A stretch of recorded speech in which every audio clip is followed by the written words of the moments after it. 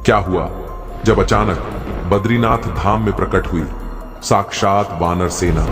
आखिर क्या है इस घटना के पीछे का रहस्य? आज की इस वीडियो में हम आपको सारी सच्चाई बताएंगे। साथ ही साथ इस वीडियो को पूरा देखने के बाद आपको इस बात का एहसास होगा कि भगवान अपने भक्त से कितना प्यार करते हैं, और जब भक्तों को भगवान की आवश्यकता होती है तो किसी न किसी रूप में वह अपने भक्त की मदद जरूर करते हैं। यह वीडियो उन तमाम लोगों के मुंह पर बहुत बड़ा तमाचा है जो सनातन धर्म के ऊपर उंगली उठाते हैं, क्योंकि यह चमत्कारी घटना उन सभी का मुंह बंद करने वाली है। अगर आप आज की वीडियो में बाबा बद्री विशाल का वह चमत्कार आपको देखने को मिलेगा जो आपके भी पैरों तले जमीन किसका देखा। इसलिए हम विशेष आग्रह करते हैं कि अगर आप एक सनातनी हिंदू है तो अपने धर्म को आगे बढ़ाने के लिए वीडियो अंत तक देखें और कमेंट बॉक्स में जय बद्री विशाल जरूर लिखें। इस घटना की शुरुआत होती है विनय और पार्वती नाम के दो पति पत्नी से। विनय भोपाल में काफी वालों से सरकारी नौकरी के लिए प्रयासरत थे, और सारा प्रयास करने के बाद भी जब उनकी सरकारी नौकरी नहीं लगी तो उन्होंने देवादि देव महादेव से सरकारी नौकरी लग जाती है तो मैं 4 धाम की यात्रा करने के लिए आऊंगा। और मार्च 2024 में विनय जी की एक सरकारी स्कूल में शिक्षक के पद पर उनकी नियुक्ति हो गई। मनोकामना तो पूर्ण हो चुकी थी, लेकिन अब बारी थी मन्नत को पूरा करने की, और मई के महीने में 4 धाम यात्रा शुरू होने वाली थी, जिसका विनय जी ने अपनी पत्नी के साथ रजिस्ट्रेशन करवा लिया था। और मई के महीने में विनय और पार्वती 4 धाम की यात्रा के लिए रवाना हुए। सबसे पहले उन्होंने यमुनोत्री धाम जाकर दर्शन किए, जहां अत्यधिक भीड़ के कारण बहुत परेशानी हुई। जिसके बाद में गंगोत्री धाम पहुंचे, जहां उनके काफी अच्छी तरह से दर्शन हुए। लेकिन अब धीरे धीरे उनकी चुनौतियां बढ़ती जा रही थीं और मुसीबतें उनके रास्ते में आ रही थीं। जब वह बाबा केदारनाथ धाम के रवाना हुए तो सोनप्रयाग में ही उन्हें भयंकर भीड़ का सामना करना पड़ा, क्योंकि उस समय यात्रा की शुरुआत ही हुई थी और हजारों लाखों श्रद्धालु बाबा के धाम पहुंच रहे थे। जैसे तैसे 9-10 घंटे भीड़ का सामना करने के बाद वह गौरी कुंड पहुंचे, और विनय और पार्वती ने पैदल यात्रा की शुरुआत करी। उन्होंने 7-8 किलोमीटर की यात्रा पूरी करी तो उनकी हालत बहुत खराब हो चुकी थी, लेकिन उन्हें अपनी मन्नत पैदल पूरी करनी थी, जिस वजह से वह महादेव का नाम लेकर ऊपर चढ़ने जा रहे थे। फिर 12 घंटे की खड़ी चढ़ाई करने के बाद आखिरकार वे ऊपर पहुंचे, और बाबा केदारनाथ में उन्हें बहुत अच्छी तरह से दर्शन किए। यहाँ पर विनय और पार्वती के 3 धाम पूरे हो चुके थे, और अब अपनी मन्नत को पूरी करने के लिए उन्हें केवल बाबा बद्रीनाथ के धाम जाना था और अपनी मन्नत को पूरा करना था।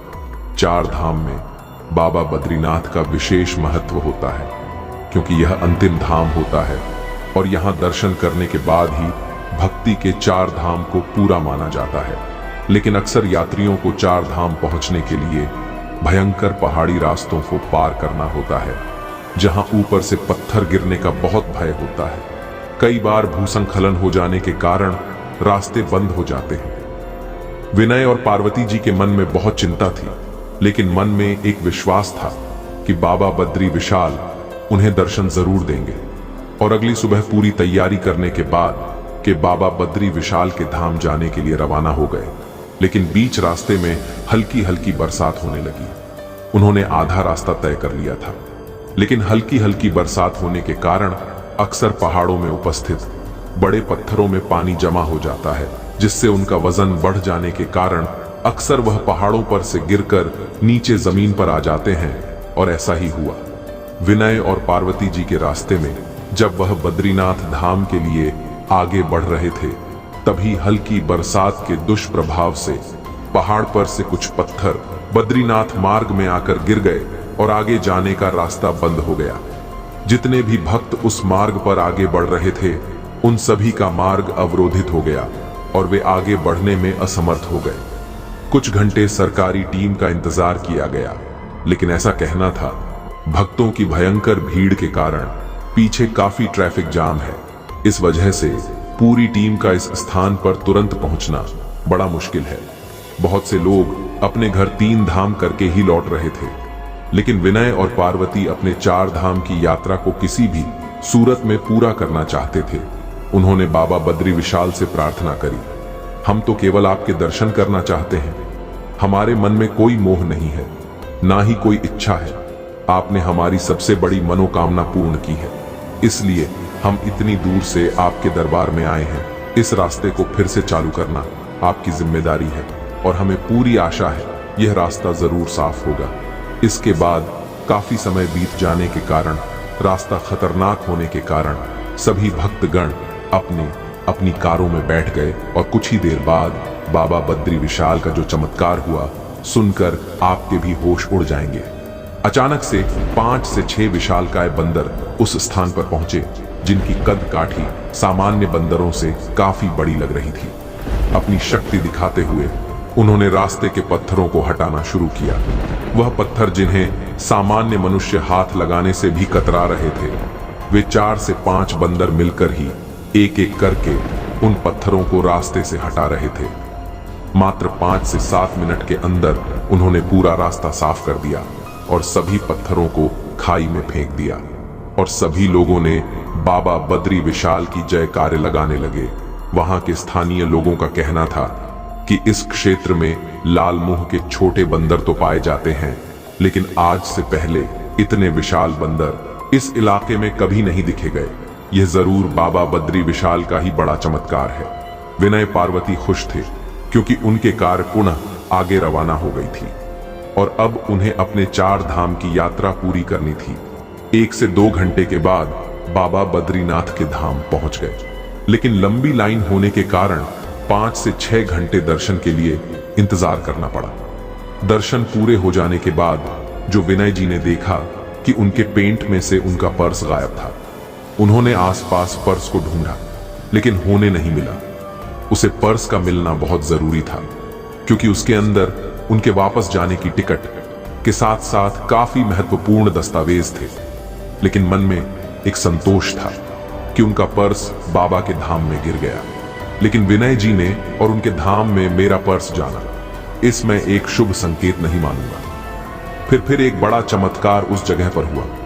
बद्रीनाथ धाम की ऊंचाई पर उन्हें बंदर दिखाई दिया जिसके हाथ में विनय को अपना पर्स दिखा। वह हैरान हो गए, आखिर इस बंदर के पास मेरा पर्स कैसे आया? कुछ लोगों ने विनय जी से कहा कि आप उस बंदर को कुछ खाने की वस्तु प्रदान करिए।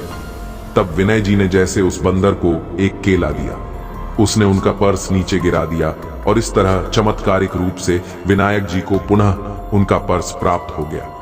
क्योंकि शुरुआत से लेकर अंत तक इस 4 धाम की यात्रा में तरह तरह की मुसीबतें उनके सामने आई थीं। कई चुनौतियां उनके रास्ते में आई थीं, लेकिन भगवान के आशीर्वाद से हर चुनौती का पार करके वह अपने लक्ष्य तक पहुंचने में सफल रहे। इसके बाद वह अपनी मन्नत पूरी करके पुणे भोपाल शहर आ गए। दोस्तों, आज की वीडियो से आपको क्या सीख मिली, नीचे कमेंट बॉक्स में जरूर बताइएगा। वीडियो अगर आपको पसंद आई तो लाइक करें, साथ ही कमेंट बॉक्स में हर हर महादेव जरूर लिखें, जय बद्री विशाल जरूर लिखें। रोजाना ऐसी सत्य चमत्कारी घटनाएं देखने के लिए हमारे चैनल को सब्सक्राइब करके बेल आइकन को प्रेस कर लें